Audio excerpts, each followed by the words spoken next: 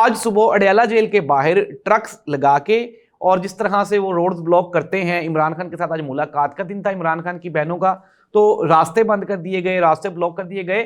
مجھے تو یہ سمجھ نہیں آ رہی، اتنی بڑی بڑی کامیابیاں تو ہم نے سمیٹ لی ہیں، تو اب آپ اس نہتے جو قیدی نمبر 804 ہے اس سے آپ ڈر کیوں رہے ہیں؟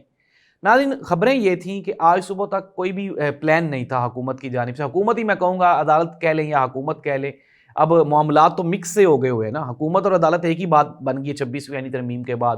ججز مذاق اڑا رہے ہیں اور وہ عدالتوں کا، آئین اور قانون کا بھی جج مذاق اڑا رہے ہیں.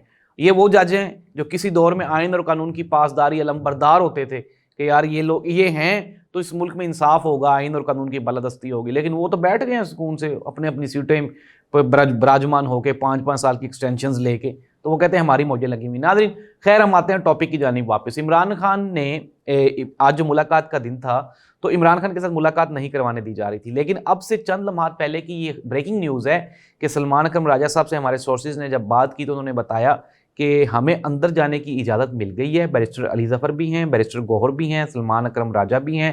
اب ناظرین جو خبر آئے گی وہ ایکیوریٹ ہوگی.